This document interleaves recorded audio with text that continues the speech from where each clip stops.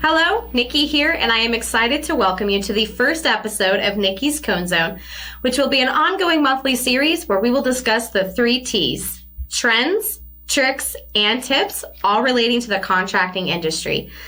Now, it's no question that COVID-19 has negatively impacted everyone and all businesses. However, businesses that were deemed essential, contractors being one of them, were luckily able to remain open and continue to work, which is no small feat.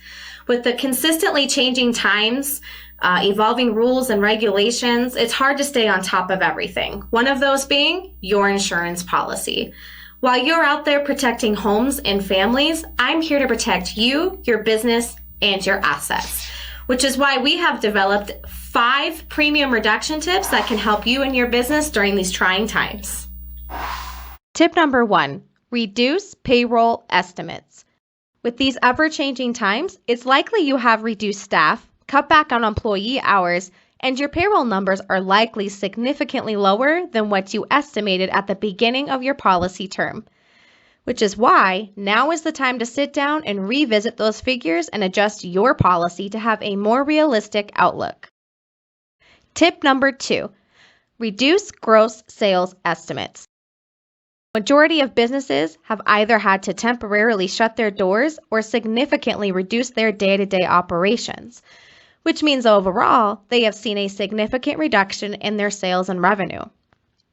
If you have an insurance policy that is gross sales based, now is a great time to revisit those pre-estimated gross sales figures to better align with the revised expectations for this year.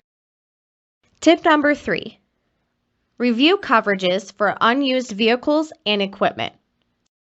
So whether your business has had to close down, reduce staffing, or the overall demand for your industry is down, you may be finding yourself with a fleet of vehicles or pieces of mobile equipment that are likely sitting stationary.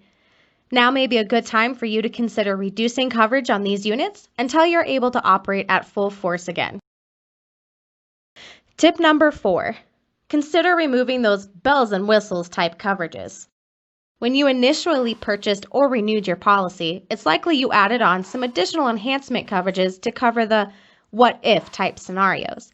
While these coverages have great added value and can be extremely useful at the time of a unique or unforeseen loss, it may be time to reconsider the overall cost of these coverages to a more minimal level.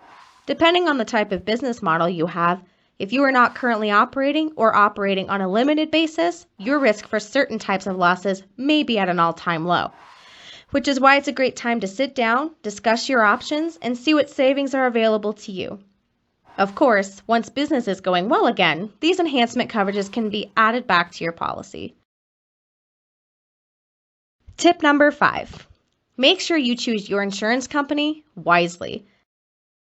Not all insurance agencies and agents are handling this crisis the same way.